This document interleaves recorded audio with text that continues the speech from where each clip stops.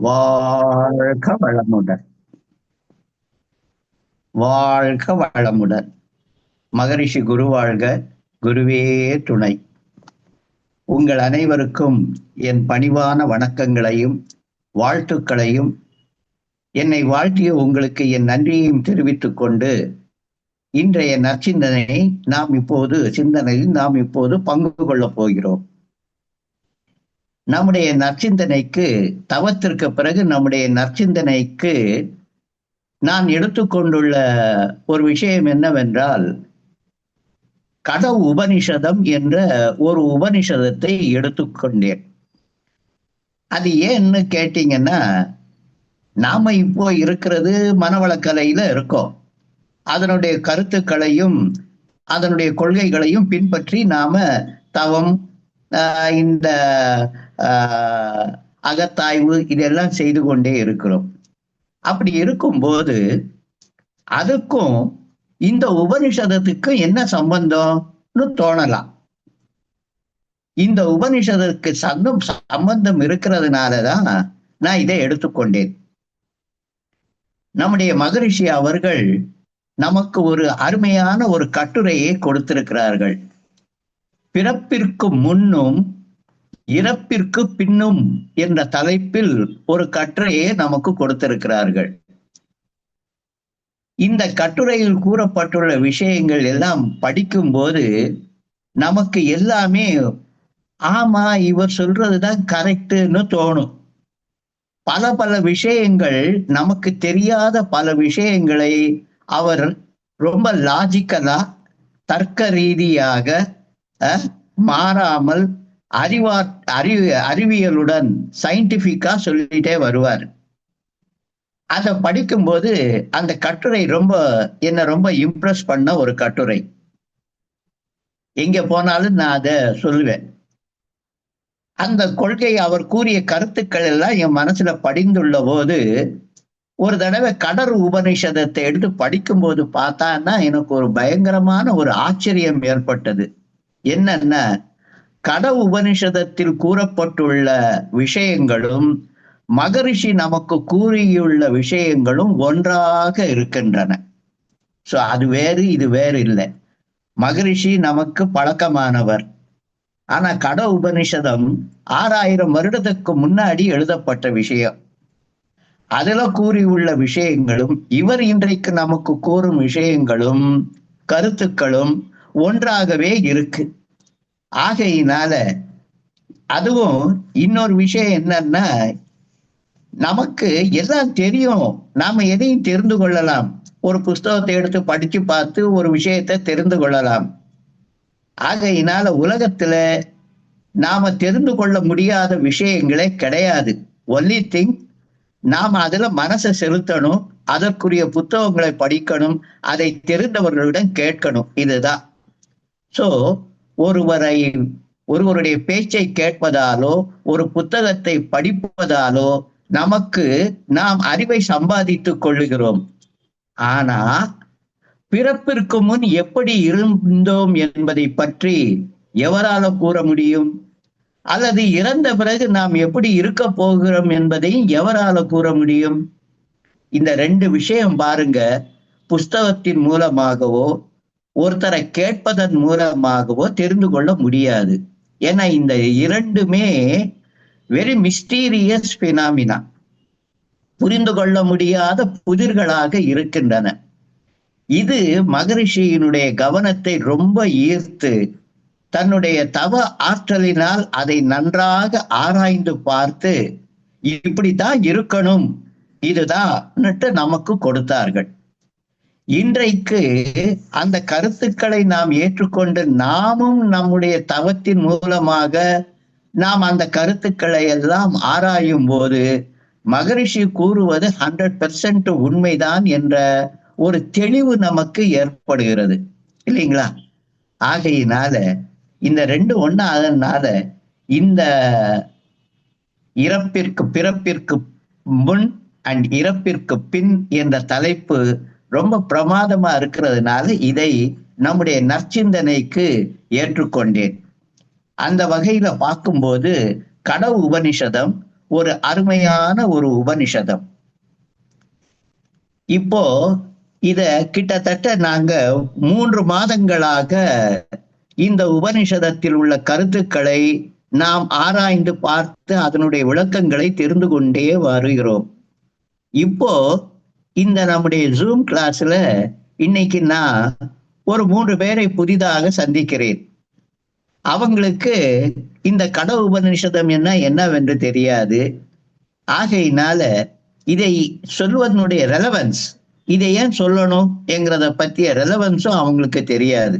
ஆகையினால ஒரு சின்ன இன்ட்ரோடக்ஷன், பழைய ஆளுகளுக்கு, ஏற்கனவே கேட்டவர்களுக்கு அவருடைய மெமரியை கொஞ்சம் பிரஷ் பண்ற மாதிரி. ஒருவேளை ரொம்ப நாள் கழிச்சு அதிகமா நாம தொடர்ந்து படித்து கொண்டு வரும்போது பல சமயங்களில் ஸ்டார்டிங் மறந்து போயிடும். நாம ஏன் இதை படிக்கிறோங்கிறதும் நோக்கமும் மறந்து போகும். அதை சீர் செய்வதற்காக பழைய ஆட்களுடைய மெமரியை கொஞ்சம் பிரஷ் அப் பண்ணிட்டு புதிதாக வந்தவர்களுக்கு விளக்கம் கூறும் வகையில் இந்த கட உபனிஷதத்தை பற்றி ஒரு சின்ன முன்னுரை கொடுத்து விட்டு நாம் இன்றைய சிந்தனையில் இறங்கலாம் என்று நினைக்கிறேன். நான் முதலில் கூறியது போல் கட உபனிஷதம் என்பது கடர் என்ற ஒரு முனிவரால் எழுதப்பட்ட உபனிஷதம். வேதங்கள் சொல்லப்பட்ட போது வேதங்களின் மந்திரங்கள், வேதங்களில் உள்ள கருத்துக்கள் பல பேருக்கு விளங்கல, அதனுடைய தத்துவங்கள் பல பேருக்கு விளங்கல. ரொம்ப ரொம்ப படித்தவர்கள், அதிலேயே ஆழ்ந்து போனவர்களுக்கு அந்த உண்மைகள் தெரிந்தன. ஆனா சாதாரண மக்களுக்கு தெரியவில்லை. அப்ப சாதாரண மக்கள் தான் மெஜாரிட்டியா நாம இருக்கோம் இல்லைங்களா? அப்ப எங்களுக்கு தெரியாத போது இன்னைக்கு தங்கத்தின் விலை ஏறிட்டே போகுதுன்னு சொல்றாங்க. இன்னைக்கு 1,17,000 தாண்டிருச்சுன்னுட்டு நான் அதை பார்த்து நான் ஒன்றும் பார்க்கறதுல பார்த்தா, ஓஹோ 1,17,000, very good. For me it is only an information. ஏன்னா நீங்க 20,000 இறக்குனா கூட அந்த 20,000 பவுனுக்கு வாங்கக்கூடிய அளவுக்கு என்கிட்ட காசு கிடையாது. அப்படி இருக்கும்போது தங்கத்தின் விலை 20,000 இருந்தால் என்ன, 1,18,000 இருந்தா என்ன, சாதாரணமான எனக்கு இது தெரியாது, தேவையில்லை இல்லைங்களா? அதை போல வேதங்கள் மிக உயர்வானவை, மிக உயர்வானவை தான். ஆனால் அவற்றின் பொருள் எனக்கு விளங்கவில்லை. அப்படி இருக்கும்போது அதனுடைய உயர்வு எப்படி என்னை பாதிக்கும்? அது எப்படி நான் அதை பற்றி கொள்ள முடியும், பிடிச்சுக்கிற முடியும்? முடியாது இல்லைங்களா? இதை உணர்ந்த முனிவர்களும் ரிஷிகளும் வேதத்தை புரிந்து கொண்டவர்களும் இந்த அப்படிப்பட்ட வேதம் சாதாரண மக்களுக்கும் விளங்க வேண்டும், அவர்களுடைய கருத்துக்கள், அதனுடைய கருத்துக்கள், தத்துவங்கள் பின்பற்றப்பட வேண்டும். அதை தெரிந்து கொண்டதால் எந்த ஒரு முன்னேற்றமான நிலை அடைய முடியும் என்பதை, உயர்வான நிலையை அடைய முடியும் என்பதை தெரிந்து கொண்டு சாதாரண மக்களும் உயர்வான நிலைக்கு வர வேண்டும் என்ற ஒரு பெரிய நோக்கத்தில் இந்த வேதத்தில் உள்ள கருத்துக்களை சுலபமாக எளிதில் விளங்கும்படி செய்வதற்காக இந்த முனிவர்கள் உபனிஷதங்கள் என்ற நூல்களை எழுதினார்கள். சோ உபனிஷதங்கள் என்பது, இப்போ நாம தமிழ்நாட்டுல பழங்காலத்துல புலவர்கள் இருந்தார்கள். அவர்கள் பாடல்கள், செய்யுள்கள் எல்லாம் பாடினார்கள். நிறைய கபிலர், அது நிறைய பேர் இருக்காங்க, நக்கீரருங்களெல்லாம். இவங்க செய்யுள்களை எல்லாம் படிக்கும் போது நமக்கு விளங்காது. ஏன்னா தமிழ் தான். ஆனா அந்த தமிழுக்கும் இன்னைக்கு நாம பேசுற தமிழுக்கும் ரொம்ப வித்தியாசம், நமக்கு விளங்காது. ஆகையினால ஆனா அந்த பாடல்கள் நம்முடைய பாட புத்தகத்தில் நமக்கு படிப்பதற்கு வைக்கப்பட்டிருக்கும். அப்ப எப்படி நான் ஒரு ஸ்டூடெண்டான நான் எப்படி தெரிந்து கொள்வது? அப்போதான் கைட்ஸ் என்கிற நோட்ஸுகள் உருவாகின. இந்த நோட்ஸ்ல அந்த பாடல்களுடைய விளக்கங்கள் இன்றைய தமிழில் கூறப்பட்டதால எனக்கு விளங்கிச்சு இல்லைங்களா? அதுபோல வேதங்களுக்கு எல்லாமே நோட்ஸ் போல, மாடர்ன் நோட்ஸ் போல உபனிஷதங்கள். அந்த உபனிஷதங்கள் சில வேதத்தில் உள்ள சில கருத்துக்களை, ஒவ்வொரு உபனிஷதமும் ஒவ்வொரு கருத்தை எடுத்து ஆராய்ந்து பார்த்து அதை பற்றி அந்த முனிவர் நினைத்ததை உபனிஷதமாக நமக்கு கொடுத்து விட்டார். அந்த வகையில் 108 உபனிஷதங்கள் இன்னைக்கு நமக்கு கிடைச்சிருக்கு. நிறைய எழுதுனாங்க, ஆனா நம்ம கையில கிடைச்சது 108 தான். அந்த 108லும் ஒன்லி 13 உபனிஷதங்கள் தான் மிக மிக முக்கியமாக கருதப்படுகின்றன. அந்த மிக மிக முக்கியமாக கருதப்படக்கூடிய 13 உபனிஷதங்களில் ஒரு உபனிஷதம் கட உபனிஷதம். நம்முடைய ஷேருக்கு நாம எடுத்துக்கிட்டோம் பாருங்க, நம்ம டிஸ்கஷனுக்கு எடுத்துக்கொண்ட இந்த உபனிஷதம் கட உபனிஷதம், அதுவும் ஒன்று, 13 முக்கிய உபனிஷதங்களில் ஒன்று. இதை எழுதியவர் கடர் என்ற முனிவர். அவருடைய பேரிலேயே இந்த உபனிஷதம் வழங்கப்படுகிறது.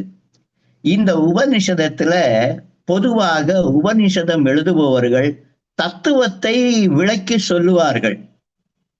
அந்த தத்துவ ரீதியாகவே இருக்கும், பிலாசபியாவே இருக்கும். ஆனா இந்த உபனிஷத்தை எழுதிய முனிவர் ஒரு புது முறையை கையாண்டார். என்ன? ஒரு கதையை சொல்வது போல தத்துவ கருத்துக்களை இதுல கூறியிருக்கிறார். கதைன்னு சொல்லும் போது நமக்கு என்ன வேணும்னா கதாபாத்திரங்கள் வேணும், கேரக்டர்ஸ் வேணும் இல்லைங்களா? அந்த கேரக்டர் ஒன்றோடு ஒன்று பேசணும். அவர்கள் பேசுவதற்கு ஏற்றக்கூடிய சிச்சுவேஷன், சூழ்நிலை வேணும். சோ ஸ்டோரிக்கு கேரக்டர் வேணும், சிச்சுவேஷன் வேணும், ஒரு சிக்கல் வேணும். அந்த சிக்கலை தீர்க்கக்கூடிய வகையில கதை நகரணும். அப்படித்தான் அந்த வகையில தான் இந்த கட உபனிஷதத்திலும் இருக்கு. இதுல 2 கேரக்டர், 3 கேரக்டர், ஆக்சுவலா 3 கேரக்டர். கதை எப்படி போகுதுன்னு சொன்னான்னா, ஒரு பணக்கார பிராமணர், ரொம்ப பணக்காரர். அவருக்கு தான் சேர்த்த சொத்துல திருப்தி ஏற்படல. அவருக்கு என்ன தோணுச்சுன்னா, ஒரு பர்டிகுலர் யாகம் இருக்கு, குறிப்பிட்ட யாகம். அந்த யாகத்தை செய்தோம் என்றால் அவர் உலகத்துக்கே சக்கரவர்த்தியாக மாறிவிடலாம். அந்த யாகத்தினுடைய பலன் அது நமக்கு கிடைக்கும். அதை எதிர்பார்த்து அந்த யாகத்தை அவர் செய்ய தொடங்கினார். யாகம் முடியும் போது அந்த யாகத்துல ஒரு கண்டிஷன் இருக்கு. என்னன்னா, யாகம் முடியும் போது உன்னிடம் உள்ள எல்லா உயர்வான பொருட்களை எல்லாம் நீ தானமாக கொடுத்து விட வேண்டும்னு சொல்லி இருக்கு. உன்னிடம் உள்ள பொருட்களை எல்லாம், உன்னுடைய செல்வத்தை எல்லாம் நீ தானமாக கொடுத்து விட வேண்டும்னு அந்த யாகத்தினுடைய கண்டிஷன். இவர் யாகம் வளர்த்து ஆல்மோஸ்ட் 80% முடிகிற நேரத்துக்கு வந்தோடனே தானம் கொடுக்கக்கூடிய நிலை வந்து விட்டது. அந்த சூழ்நிலை வந்துருச்சு. அப்போ இவர் தானங்களை கொடுக்க ஆரம்பிச்சார். என்ன கொடுத்தாருன்னா, அந்த காலத்தில் பசுக்கள் தான் செல்வங்களாக கருதப்பட்டன. என்ன, பால் கொடுக்குது, பாலை வித்து சமுதாயம் வளருதுங்கிறதுனால பசுக்கள் தான் செல்வங்கள். நிறைய பசுக்களை வைத்திருப்பவன் பெரிய செல்வந்தனாக கருதப்பட்டான். தங்கம் வெள்ளி எல்லாம் கிடையாது, பசுக்கள் தான் செல்வமாக கருதப்பட்டன. இவர் தன்னிடம் செல்வமாக உள்ள பசுக்களை தானமாக கொடுக்க ஆரம்பித்தார். கொடுக்கும்போது கண்டிஷன் என்னன்னா, உன்னிடம் உள்ள செல்வங்களை கொடுத்து விட வேண்டும் என்னட்டு. இவருடைய ஆசை என்னவென்றால், உலகத்துக்கே சக்கரவர்த்தி ஆகணும், உலகத்தில் உள்ள செல்வங்கள் எல்லாம் எனக்கு சேரணும் என்னட்டு. இந்த மனநிலையோட ஆரம்பிக்கிறவரு மனம் சுத்தமான மனத்துடன் அந்த தானத்தையும் செய்யணும் இல்லைங்களா? ஆனா அந்த சுத்தமான மனதுடன், தூய மனத்துடன் தானம் செய்யல. இவர் தானம் செய்த பசுக்கள் எல்லாம் பார்த்தோம்னா பால் கொடுக்காத பசுக்கள், ரொம்ப வயசான பசுக்கள், ஒன்றுக்குமே உபயோகம் இல்லாத பசுக்களா பார்த்து பார்த்து அவற்றை தேர்ந்தெடுத்து தன்னுடைய கூட்டத்தில் இருந்து தேர்ந்தெடுத்து அதை தானமா கொடுக்கிறாரு. சோ நல்ல பசுக்கள் எல்லாம் உள்ள இருக்கு. எது பிரயோஜனம் இல்லையோ அந்த பசுக்களை கொண்டு வந்து மற்றவர்களுக்கு தானமா கொடுக்கிறார். இது எப்படின்னு சொன்னா, this is what we call business. முதல்ல வைக்கக்கூடிய பொருட்களை எல்லாம் பாருங்க, எது நேற்றைய பொருளோ அதெல்லாம் முன்னாடி வச்சிருப்போம். ஏன்னா சீக்கிரம் போகணுங்கிறதுக்காக. அது போக போக உள்ள இருந்து புது புது சரக்குகள் வந்துகிட்டே இருக்கும். ஒரு வியாபாரி எவ்வாறு பழைய பொருட்களை விற்று புது பொருட்களை, நல்ல பொருட்களை அமுக்கி வைத்து கொண்டு பழைய பொருட்களை விற்க முயற்சிக்கிறானோ, அதே போல இந்த பிராமணரும் ஒன்றுக்கும் உதவாத பசுக்களை தானமாக கொடுத்து தானத்தை செய்கிறேன் என்று நிரூபணம் செய்ய நினைத்தார். அப்படித்தான் முயற்சி நடக்குது. இத அவருடைய பையன், ஒரே ஒரு பையன், அவன் பார்த்துக்கிட்டே இருந்தான்.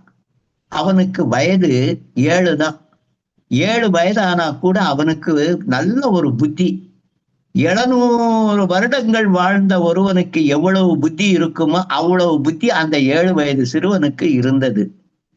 ஆகையினால அவன் தந்தை செய்யற தானத்தை பார்த்தா அவர் செய்த தப்பு தெரிஞ்சிருச்சு. ஐயோ, இப்படி செய்யறாரே, இது செய்யக்கூடாத ஒரு பாவம். இதை செய்தார் என்றால், இந்த பாவத்தை இவர் செய்தார் என்றால் இவருக்கு நரகம்தான் கிடைக்கும். ஆகையினால இதை தடுக்கணுமேன்னு நினைத்தான். ஆனா செய்யறது யாரு? அப்பா, தன்னை பெற்ற தந்தை, தன்னை விட பெரியவர். அவர்கிட்ட போய், என்னையா உனக்கு கொஞ்சமாச்சும் அறிவு இருக்கா? நீ செய்யறது தப்பாச்சே, இப்படி யூஸ்லெஸ் பசுக்கள் எல்லாம் போய் கொடுக்கறியே, என்னையா நீ செய்யற? இப்படி கேட்க முடியாது. அவர் செய்வது தவறு என்றாலும் தவறு என்று கூற முடியாத ஒரு இக்கட்டான ஒரு சூழ்நிலை. ஆகையினால என்ன இருந்தாலும் தவறை திருத்தணும் என்கிறதுனால அவரை தன் வசம் இழுப்பதற்காக, அப்பா, நீங்க பசுக்களை எல்லாம், உங்களுடைய செல்வத்தை எல்லாம், உங்களுக்கு பிரியமான பசுக்களை எல்லாம் நீங்க யார் யாருக்கோ தானம் கொடுக்குறீங்க, உங்களுக்கு பிரியமான என்ன யாருக்கு தானம் கொடுக்க போறீங்கன்னு கேட்டா. இன்டைரக்டா அப்படி கேட்டா, அவருடைய கவனத்தை கொண்டு வர்றதுக்காக. அதாவது ஒரு ஷாக், ஒரு அதிர்ச்சி அவருக்கு கொடுக்கணும். என்ன தானமா கொடுக்க போறீங்கன்னு ஒரு அதிர்ச்சியை கொடுத்தான்னா அவருடைய கவனம் நம்ம பக்கம் வரும். நாம ஒரு விஷயத்த கிளாஸ்ல போய் சொல்லிக்கிட்டே இருப்போம், ஒவ்வொருத்தர் ஒவ்வொரு விதமா பார்த்துக்கிட்டே இருப்பா. திடீர்னுட்டு ஒருத்தர எல்லாப்பான்னு சொல்லும்போது எல்லோருடைய கவனம், ஏன் ஆசிரியர் கை தட்டினாருன்னுட்டு நம்ம பார்ப்பா. அதுல இருந்து you can catch their attention. அது போல தன்னுடைய தந்தையின் கவனத்தை ஈர்க்க அவருக்கு ஒரு அதிர்ச்சி வைத்தியம் பையன் கொடுக்கிறான். நீங்க என்னை யாருக்கு தானமா கொடுக்க போறீங்க? பிரியமான என்னை யாருக்கு கொடுக்க போகிறீர்கள்? அவர் அத கேர் பண்ணல. சும்மா வேலை இருக்கு அவர் வேலையிலேயே மும்முரமா இருந்தாரு. இவன் விடல, மறுபடியும் போய் பிடிச்சு இழுத்தான். அப்பா அப்பா, என்ன யாருக்குப்பா தானம் கொடுப்பீங்க?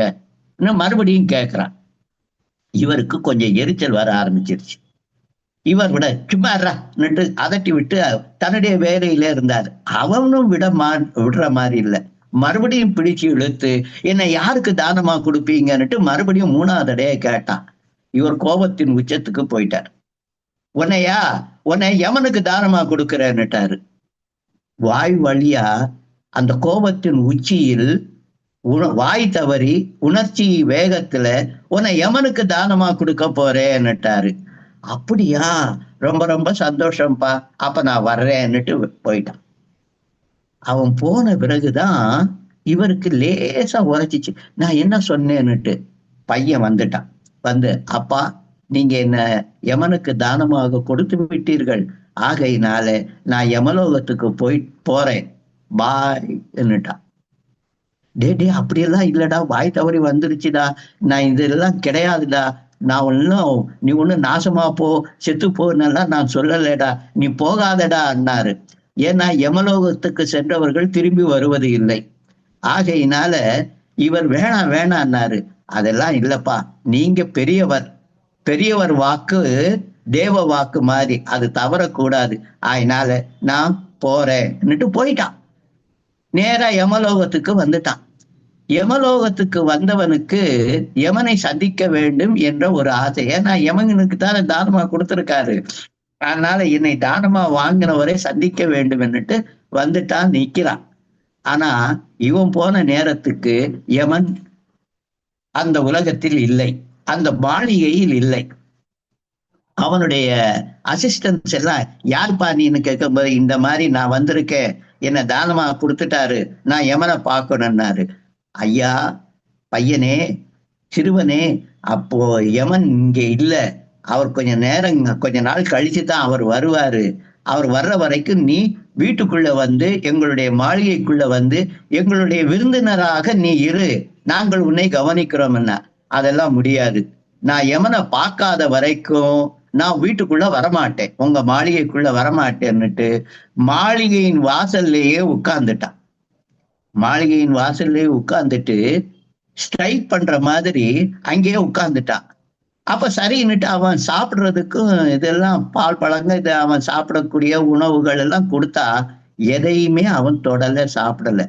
யமனை சந்திக்கும் வரை நான் உபவாசம் இருப்பேன், விரதம் இருப்பேன்னுட்டு எதையும் எடுத்துக்கல. ஒரு நாள் ஆச்சு, 2 நாள் ஆச்சு, 3 நாள் ஆச்சு, யமன் வரல. இவனும் எதையும் சாப்பிடாம வாசல்ல உட்கார்ந்துருக்கான். 4வது நாள் யமன் வர்றாரு. அவர் இவனை கவனிக்கல, யாரோ உட்கார்ந்துருக்காங்கன்னுட்டு உள்ள போயிட்டார். உள்ள போன பிறகு அவருடைய அசிஸ்டன்ஸ் அவருக்கு சொல்றாங்க கதைய. இப்படி எல்லாம் நடந்துச்சுங்க, அவன் உட்கார்ந்து இருக்கான், நம்முடைய அதிதி விருந்தினன், அவனை போய் நீங்க சமாதானப்படுத்தி உள்ள கூட்டிட்டு வாங்கன்னார். இவரும் அப்படியா, ஐயோன்னுட்டு போய் அவனை, அப்பா எனக்கு தெரியல, நீ வந்திருக்கிறது ரொம்ப ரொம்ப நம்ம இங்கிலீஷ்ல இப்ப சொல்றோம் பாருங்க, ஐ ஆம் சாரின்னுட்டு, அந்த மாதிரி சாரி சொல்லிட்டு, இப்ப நீ உணவை சாப்பிடணும்பா, நீ என்னுடைய விருந்தினன்னா. அதெல்லாம் இருக்கட்டும், சாப்பிட்றதெல்லாம் இருக்கட்டும், நான் உங்ககிட்ட சில கேள்விகள் கேட்கணும்னுக்காகத்தான் நான் காத்துக்கிட்டு இருக்கேன்னா. இவரு ரொம்ப சந்தோஷமாயிருச்சு இவருக்கு இவன் மேல. சரி, அதனால என்ன, நீ கேள்விகளை கேளு, நான் உனக்கு பதில் சொல்றேன்னாரு. ஒண்ணுமில்ல, ஆன்மா என்றால் என்ன? நம்பர் 1, ஆன்மா ஆன்மான்னு நாம பூவுலகத்துல கேட்டுக்கிட்டே இருக்கோம். அப்படின்னா என்ன? 2வது கேள்வி, இறந்த பிறகு உயிரின் நிலை என்ன? இறந்த பிறகு உயிரின் நிலை என்ன? இந்த 2 கேள்விக்கு பதில் சொல்லுங்கன்னா. இந்த கேள்விகளை யமதர்மன் எதிர்பார்க்கல. அவன் எல்லாம் எதிர்பார்த்தது இந்த சிறுவனுக்குரிய சின்ன சின்ன கேள்விகளா ஏதாச்சும் கேட்பான், நாம அவனுக்கு பதில் சொல்லிட்டு அவனுக்கு வீட்டுக்குள்ள கூட்டிட்டு போயிடலான்னு நினைச்சாரு. ரொம்ப சாதாரணமா அவனை நினைச்சாரு. ஆனா அவர் நினைத்தது முழுக்க முழுக்க தவறா போயிருச்சு. அவன் கேட்ட கேள்விகள் மிக பயங்கரமான மிகப்பெரிய கேள்விகள். அதை பார்த்துட்டு, அப்பா நீ சொல்றது எப்படின்னா, கேள்வி என்னமோ சின்னதா தான் இருக்கு, ஆன்மா என்னன்னு. ஆனா இந்த கேள்விக்கு இந்த தேவலோகத்துல இருக்காங்க பாருங்க தேவர்கள், அவங்களுக்கு கூட விடை தெரியாது, அவங்களுக்கும் தெரியாது. அப்படி இருக்கும்போது அவ்வளவு ரொம்ப கஷ்டமான ஒரு விஷயம்ப்பா, அவ்வளவு கடினமான ஒரு விஷயத்த இத்தனையுண்டா இருக்கக்கூடிய உனக்கு எப்படி புரியும்? அதனால அதை விட்டுரு. அதுக்கு பிறகு இறந்த பிறகு உயிர் நிலை என்ன ஆனாலும் உனக்கு என்ன வந்துச்சு? அதனால அதெல்லாம் கேட்காத. அதுக்கு பதிலா நான் உனக்கு சில விஷயங்களை கொடுக்கிறேன், சில பொருட்களை கொடுக்கிறேன்னுட்டு அவனுக்கு மண் ஆசை, உன்னை உலகத்திற்கே சக்கரவர்த்தி ஆக்குகிறேன் என்கிறாரு. உன்னை உலகத்திற்கே சக்கரவர்த்தி ஆகிறேன். அடுத்தது மண்ணாசையை கொடுத்துட்டு உனக்கு உலகத்தில் உள்ள எல்லா பொருட்களையும் உன் வசமாக்குகிறேன் என்கிறாரு. 2, அடுத்து தேவலோகத்தில் உள்ள எல்லா தேவலோக பெண்மணிகளும் உனக்கு எல்லா வசதிகளையும் செய்து கொடுத்து உன்னை பார்த்து கொள்வார்கள். ஹாஸ்பிட்டாலிட்டி பாருங்க, எப்படி விருந்தினரை உபசரிக்கிற, அவர்கள் உன்னை உபசரிப்பார்கள் என்றாரு. அவனுக்கு மண்ணாசை, பொன்னாசை, பெண்ணாசை, இந்த 3 ஆசைகளையும் காண்பித்து அவனுடைய கேள்வியிலிருந்து திசை திருப்ப முயன்றார். பையன் ரொம்ப தெளிவு. நீங்க அவர் ஒண்ணு சொன்னாரு, நீ விரும்பும் வரை, பேச்சுல அவர் ஒரு வரத்துல ஒரு பகுதி என்னன்னா, நீ விரும்பும் வரை உனக்கு மரணம் அணுகாதுன்னுட்டாரு. நீ விரும்பும் வரை உன்னை மரணம் அணுகாதுன்னுட்டாரு. அப்போ அவ 1000 வருஷமா, 2000 வருஷமா, 3000 வருஷமா உயிரோட இருக்கலாம். இதெல்லாம் கேட்டுட்டு பையன் சிரிச்சான். சிரிச்சிட்டு, யம தர்மராஜரே, நீங்க கொடுத்த இந்த 3 வரங்கள் இருக்கு பாருங்க, இந்த ஆசைகள், இது எல்லாம் இன்னைக்கு இருக்கும், நாளைக்கு போயிடும். நீங்க என்னமோ சொன்னீங்களே, நான் விரும்புற வரைக்கும் என் உடலில் இருந்து உயிர் பிரியாதுன்னு சொன்னீங்களே, அதுக்கும் பிறகு என்ன ஆகும்? நான் நினைச்சா என்ன ஆகும்? உயிர் பிரியணும்னு நினைக்கிறேன்னு வச்சுக்கிறேங்க, அப்ப நான் செத்து போயிடுவேன்ல. So what is the guarantee that I will be immortal? நான் நித்திய சூரியாக இருப்பேன், சாகாதவனாக இருப்பேன் என்பதற்கு என்ன கேரண்டி? நீங்க அதை கொடுக்கலையே. என்னுடைய வாழ்நாளைத்தான் நீடித்தீர்களே ஒழிய, ஏதோ ஒரு காலகட்டத்துல அது முடியும், அதை நீங்க தவிர்க்க முடியாது இல்லைங்களா? ஆகையினால நீங்க கொடுத்த இந்த பொருட்கள் எல்லாம் அற்பமானவை, எனக்கு இதெல்லாம் தேவையில்லை. எனக்கு 2 விஷயம்தான் வேணும். ஆன்மா என்றால் என்ன, இறப்பிற்கு பின் உயிரின் நிலை என்ன, இத சொல்லுங்கன்னுட்டான். இவனுடைய உறுதியை பார்த்து அவருக்கு ரொம்ப சந்தோஷமாயி, ரைட், உனக்கு நான் சொல்லி கொடுக்குறேன்ப்பா, கவலைப்படாதேன்னுட்டு அவனுக்கு ஆரம்பித்தார். அவனுக்கு உபதேசம் செய்ய ஆரம்பித்தார். இது யாருக்கும் தெரியாத விஷயங்கள். இவன், நான் ஏன் இந்த கேள்விகளை எல்லாம் சொல்றதுக்கு உங்களை தேர்ந்தெடுத்தேன் தெரியுமாங்கிறதுக்கு அவன் பதில் சொல்றான். என்னன்னா, மரணத்தை பற்றி அறிந்து கொள்வதற்கு, சொல்வதற்கு யாரால முடியும்? நீங்க தான் மரணத்துக்கே தலைவர், நீங்க தான் தேவன், நீங்க மரண தேவன். உங்களை தவிர வேற யாரு மரணத்தை பற்றி எனக்கு விளக்கமாக சொல்ல முடியும்? அதனால நீங்க தான் சொல்லணும்னுட்டான். ஆகையினால ஒரு ஃபிட்டிங், ஒரு சரியான குரு கிட்ட ஒரு சரியான சிஷ்யன் போய் உட்கார்ந்துருக்கான். ஒரு பிடிவாதத்தோட போய் உட்கார்ந்துருக்கான். தெரிந்து கொண்டால் ஒழிய அகல மாட்டேன் என்ற ஒரு உறுதியோட போய் நின்று இருக்கான். ஆகையினால அவருக்கும் ரொம்ப சந்தோஷமாயிருச்சு. இப்படிப்பட்ட சிஷ்யன் நமக்கு கிடைக்க மாட்டான்டான்னுட்டு அவரும் சந்தோஷமா அவனுக்கு உபதேசம் சொல்ல ஆரம்பிச்சிட்டாரு. இந்த உபதேசங்களின் தொகுப்பு தான் கட உபனிஷதம். சோ யமதர்மர் நசிகேதன் என்ற சிறுவனுக்கு கொடுத்த உபதேசங்களின் தொகுப்பு இந்த உபனிஷதம். இந்த உபனிஷதத்தின் ஸ்ட்ரக்சர், அதனுடைய வடிவம் எப்படி இருக்குன்னு சொன்னான்னா, அதில் 2 அத்தியாயங்கள் உள்ளன. சாப்டர்ஸ், 2 சாப்டர் இருக்கு. அந்த சாப்டருக்கு பேர் சொல்லப்படல, ஆனா 2 சாப்டர். ஒவ்வொரு சாப்டர்லையும் முதல் சாப்டர்ல 3 பகுதிகள் இருக்கின்றன. 3 பகுதிகள். ஒவ்வொரு பகுதிக்கு கீழே 5 அல்லது 7 சப்ஹெட்டிங் இருக்கு, உட்தலைப்புகள் உள்ளன. இந்த உட்தலைப்புக்குள் உள்ளேதான் உபதேசங்கள் ஆரம்பிக்கின்றன. இதுல இன்ட்ரெஸ்டிங் திங் என்னன்னா, இந்த பகுதிகளினுடைய தலைப்புகளை நான் சொன்னேன்னா உங்களுக்கு அந்த இன்ட்ரெஸ்ட் பத்திக்கிறோம். 1வது சாப்டர்ல 1வது பகுதியினுடைய தலைப்பு எல்லாம் உன்னுள். எல்லாம் உன்னுள், இது 1வது பகுதி. இதற்கு கீழே 6 சப்ஹெட்டிங் இருக்கு. அதுக்கு பிறகு 2வது பகுதி, அதனுடைய தலைப்பு பிரித்து அறிந்து வாழ். பிரித்தறிந்து வாழ், இது 2வது தலைப்பு. இதற்கு கீழே 2வது பகுதி, அதுக்கு கீழே 8 சப்ஹெட்டிங் இருக்கு. அதற்கு பிறகு மூன்றாவது பகுதி விழித்தெழு, அவேக்கன், விழித்தெழுன்னுட்டு. இந்த 3 தலைப்புகள் உங்களுக்கு 1வது சாப்டர்ல வந்துடும். எல்லாம் உன்னுள், பிரித்தறிந்து வாழ், விழித்து எழு, இது எல்லாமே அங்கே வந்துடும். இதோட 1வது சாப்டர் முடியும்.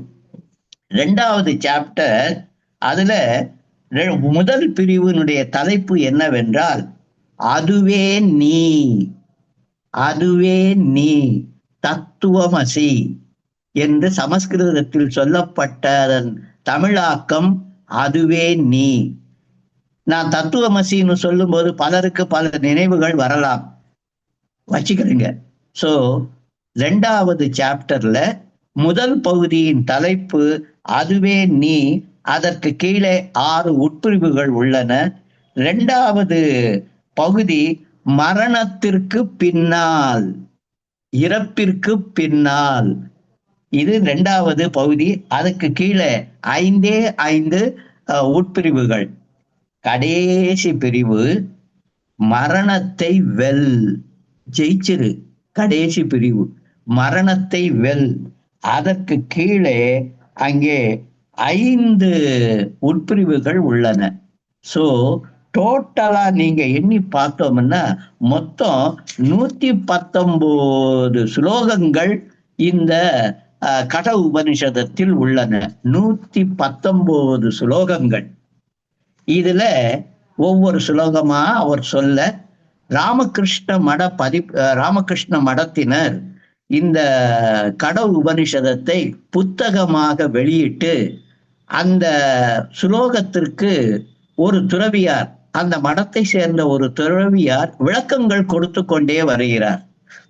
அவருடைய பேர் ஆசுதோஷானந்தர். ராமகிருஷ்ண மடத்தின் துறவியார் ஆசுதோஷானந்தர். அவர் கட உபனிஷதத்தின் சுலோகங்களுக்கு ஒவ்வொரு சுலோகத்திற்கும் விளக்கம் சொல்லிக் கொண்டே வருகிறார். இதுல இன்னொரு இன்ட்ரெஸ்டிங்கான ஒரு ஆசிரியரை நான் இதுல சேர்த்துட்டேன். என்னன்னா, இந்த உபனிஷதம் ஒருத்தரை ரொம்ப கவர்ந்து விட்டது. அவரும் அதை கையில எடுத்துக்கிட்டு அவரும் அந்த சுலோகங்களுக்கு விளக்கம் சொல்ல ஆரம்பித்து விட்டார். அவர் யார் என்று நீங்கள் கேட்டீர்கள் என்றால் ஓஷோ. ஓஷோவும் கட உபனிஷதத்தை எடுத்துக்கொண்டு அதனுடைய சுலோகங்களுக்கு அர்த்தம் விளக்கம் சொல்லிக்கிட்டே வர்றாரு. அவருடைய புத்தகத்தின் தலைப்பு the message beyond words. The message beyond words, இதுதான் தலைப்பு. நல்ல தடித்த புத்தகமா போட்டிருக்காரு. நான் என்ன பண்றேன்னா, அந்த சுவாமியினுடைய விளக்கத்தையும் இவருடைய விளக்கத்தையும் சேர்த்து நான் உங்களுடன் பகிர்ந்து கொண்டே வருகிறேன். இதுதான் நம்முடைய ஜூம் கிளாஸினுடைய வகுப்பினுடைய செஷனுடைய ஒரு நடைமுறை. இப்படி போயிட்டே இருக்கு இது வரைக்கும். இத பூரா நான் 2ஐயும் நான் பேசாம என்னுடைய நோட்ஸ்ல எழுதி வச்சுக்கிட்டு அதை நான் சொல்லிக்கிட்டே வர்றேன். அப்படி சொல்லிட்டே வரும்போதுதான் நாங்க இப்போ இதுவரைக்கும் நாங்கள் ஏற்கனவே ஆரம்பித்து 1வது சாப்டர்ல 2 பகுதிகளை முடிச்சிட்டோம். ஏற்கனவே 2 பகுதிகளை முடிச்சிட்டோம். அதை மறுபடியும் திரும்பி போறதுக்கு இப்போ முடியாது. இப்போ நாம 3வது பகுதியில இருக்கோம். 3வது இதுல அந்த விழித்தெழு, அதுல நாம இருக்கோம். அந்த விழித்தெழுவுல 9வது சுலோகத்தில் நாம இருக்கிறோம். 9வது சுலோகம். 1 minute please. 9வது சுலோகம். இந்த 9வது சுலோகம் சொல்லுவது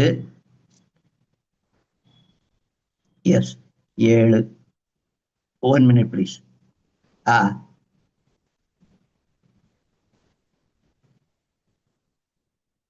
எஸ், 9th ஸ்லோகா. 1வது அத்தியாயத்தில் 3வது பகுதியில் 9வது ஸ்லோகம். என்னவென்றால், இந்த ஸ்லோகத்துல 4 வரிகள் இருக்கின்றன. 4 sentences, 4 lines.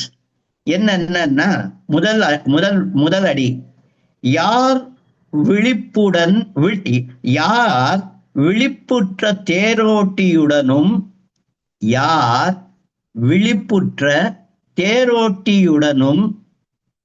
இரண்டாவது வரி, கடிவாளம் ஆகிய மனத்தை கைப்பற்றியவனாகவும் கடிவாளம் ஆகிய மனத்தை கைப்பற்றியவனாகவும். 3, அவனே பாதையின் முடிவை அடைகிறான். அவனே பாதையின் முடிவை அடைகிறான். இது 3வது லைன். 4வது லைன், அது இறைவனின் மேலான இருப்பிடம். மேலான இருப்பிடம். இது சுலோகம். யார் விழிப்புற்ற தேரோட்டியுடனும் கடிவாளமாகிய மனத்தை கைப்பற்றியவனாகவும் இருக்கிறானோ அவனே பாதையின் முடிவை அடைகிறான். அது இறைவனின் மேலான இருப்பிடம் ஆகும். இது ஸ்லோகம் முடிஞ்சிருச்சு. இந்த ஸ்லோகத்துக்கு விளக்கத்துக்கு வரும்போது இதுல நீங்க பாத்தீங்கன்னா வாழ்க்கைய வேற ஏதோ ஒரு இதுக்கு கம்பேர் பண்ணியிருக்காங்க. ஏதோ ஒண்ணு இன்டைரக்டா சொல்றாங்க. என்னங்கிறது தான் விளக்கம். இந்த விளக்கத்துக்கு ஒரு இதை வந்துட்டு பிறகு இன்றைய செஷனை முடித்துக் கொள்கிறேன். விளக்கம். நாம் ஒரு இடத்திற்கு செல்ல ஒரு பயணத்தை மேற்கொள்கிறோம். இங்க இருந்து ஒரு இடத்துக்கு போகணும். மதுரையிலிருந்து பெங்களூருக்கு வரணும்னு சொன்னான்னா மதுரையிலிருந்து பெங்களூருக்கு போறதுக்கு ஐ மஸ்ட் டிராவல் இல்லைங்களா? நான் பயணம் செய்யணும். நாம் பயணம் செய்யும் போது அந்த காலத்துல பயணம் செய்வதற்கு தேர்கள் உபயோகப்பட்டன. இந்த காலத்துல பஸ் இருக்கு, வந்தே பாரத் இருக்கு, ட்ரெயின் இருக்கு, பிளேன் இருக்கு இல்லைங்களா? சோ நாம் ஒரு இடத்திற்கு செல்ல ஒரு பயணத்தை மேற்கொள்ள போகிறோம்.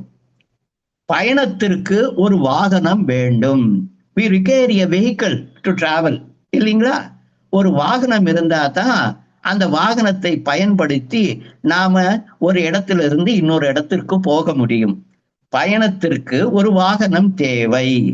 அந்த காலத்துல கார்கள் எல்லாம் கண்டுபிடிக்கப்படாத காலத்துல, ஆகவே பயணத்திற்கு ஒரு தேர் வேணும். ஒரு தேரையும் தேரோட்டியையும் தேர்ந்தெடுக்கிறோம். ஏன்னா நான் மாஸ்டர் தேர் ஓட்ட மாட்டேன். முதலாளி காரை ஓட்ட மாட்டாரு. முதலாளிக்கு ஒரு டிரைவர் வேணும்.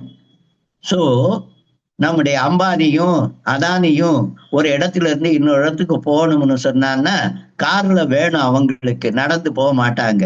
கார் வேணும். காரை அவங்க ஓட்ட மாட்டாங்க. அவருக்கு ஒரு டிரைவர் வேணும். அந்த காலத்துல தேர் வேண்டும். அதை ஓட்டுவதற்கு ஒரு தேரோட்டியும் வேண்டும். தேரை இழுக்க எப்படி போகும்? தேரை இழுக்க கடிவாளத்துடன் கூடிய தேர்களையும் குதிரைகளையும் தேர்ந்தெடுக்கிறோம். சோ தேரை இழுப்பதற்கு குதிரைகள் வேண்டும். இந்த குதிரைகளை கட்டுப்படுத்த அதற்கு கடிவாளம் போடப்பட்டிருக்க வேண்டும். சாடில் வேண்டும். சாடில் இருந்தா தான் அந்த குதிரைகளை நாம் வசத்துல வைத்துக் கொள்ள முடியும். சோ நமக்கு ஒரு சேரியட் வேணும். அந்த சேரியட் ஓட்டுறதுக்கு ஒரு சேரிட்டியர் வேணும். அந்த சேரிட்டியர் ஹார்சஸ் வேணும். அந்த ஹார்சஸ் எல்லாம் tied up. They must be tied up. அதெல்லாம் கட்டப்பட்டு இருக்கணும். எதனால? சாடில்னால, கடிவாளத்தால கட்டப்பட்டு தேரில் பூட்டப்பட்டிருக்க வேண்டும். they should be locked with the chariot. ஆகவே பயணத்திற்கு ஒரு தேரையும் தேரோட்டியையும் தேர்ந்தெடுக்கிறோம்.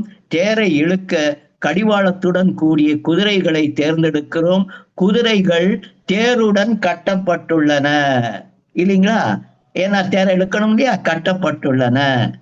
கடிவாளத்தை கையில் பிடித்து கொண்டு குதிரைகளை ஓட்ட தேரோட்டி தயாராக இருக்கிறார்.